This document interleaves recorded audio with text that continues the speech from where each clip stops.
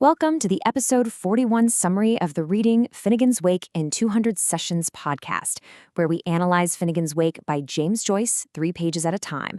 Don't forget to hit the like button, subscribe, and leave a comment to support us. All right, today we are jumping headfirst into a 3-page riddle buried deep inside what might be the most challenging book ever written. And our job? It's to figure out the identity of a mysterious, unnamed man who's described in this absolute whirlwind of puns, myths, and contradictions. And this one line, right here, this is our key. It's our challenge. Joyce is basically throwing down a gauntlet, telling us, if you can just figure out this guy's name, you'll understand everything he's about. So yeah, this is a full-on literary detective case. Let's get to work. Okay, so let's dive right in.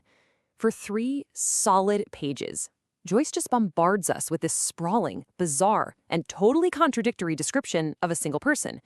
I mean, he's a giant, a villain, a hero, a builder, and a destroyer, all at the same time. How does that even work? So the big question is, who is this guy? You've got to think of these pages less like a story and more like a detective's evidence board, you know? Joyce just throws all these little fragments at us. Puns, little winks to history, bits of folklore, the whole shebang.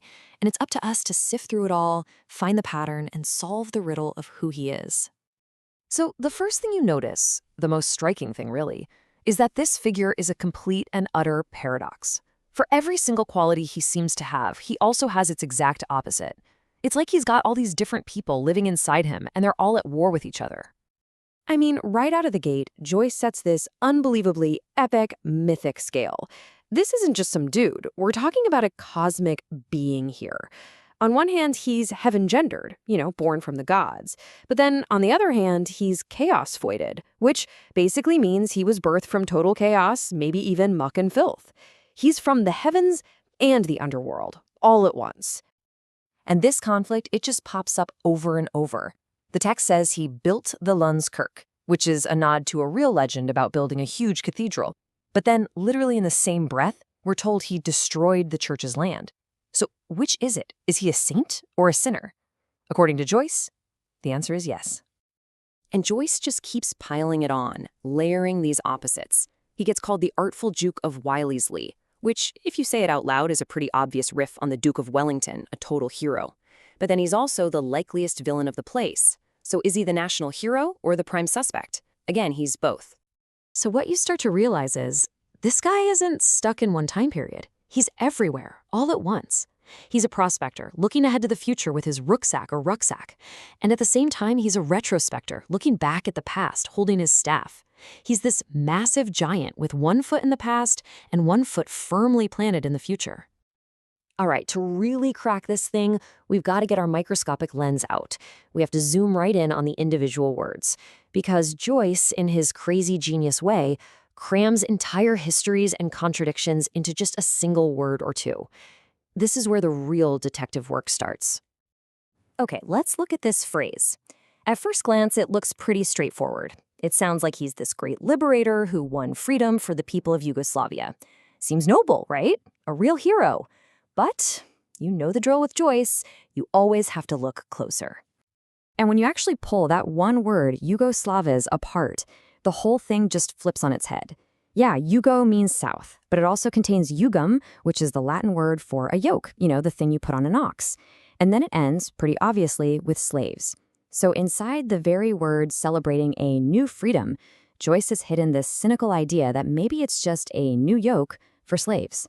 It's an absolutely masterful bit of wordplay. And he does it again and again. Check this one out. It sounds like total gibberish, doesn't it? The Quicksilver Song of Quaternions. I mean, what is that even supposed to be? Sounds like something out of a fantasy novel. But it's actually packed, and I mean packed, with very specific Dublin history. The key word here is quaternions. This is a direct shout out to a massive breakthrough in Irish science by the mathematician Sir William Rowan Hamilton. And the legend is he had his eureka moment while walking along Dublin's Royal Canal. And he got so excited he just carved the formula right into the side of a bridge. It's amazing. Joyce is taking this cosmic myth and literally rooting it in the streets of his city. And here's the thing, because this is just so Joyce. It's not just one reference. The whole passage is loaded with puns on other famous Hamiltons. There's a politician, a famous beauty, an astronomer, and get this, that astronomer studied Mercury, also known as quicksilver.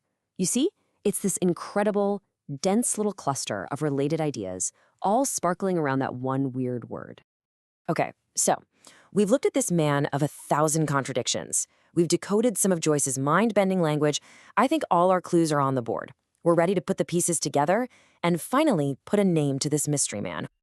I mean, think about it. He is born from heaven and chaos. He's a saint and a sinner, a national hero and a local villain. He is a man of the future and a man of the past. So who on earth could possibly be all of these things at once? And then, after 3 pages of this epic, insane riddle, Joyce just gives us the answer, plain and simple. The man is Finn MacCool, the legendary hero of Irish mythology. And as soon as you have the name, everything just clicks. All those bizarre clues suddenly make perfect sense. Remember the Lundskirk line? Well, there's a legend about Finn building a church in Lund. As a giant of myth, he embodies the Irish landscape itself. Even the subtle clues work, like a mention of Wynn's hotel. Well, the Welsh word Wynn means white or fair, just like the name Finn. It all connects. But okay, we solved the riddle. Big deal, right? Wrong. This isn't just a fun little puzzle Joyce threw in here. This is basically the blueprint for understanding the entire book. So the real question is, why did he spend 3 whole pages on this elaborate game?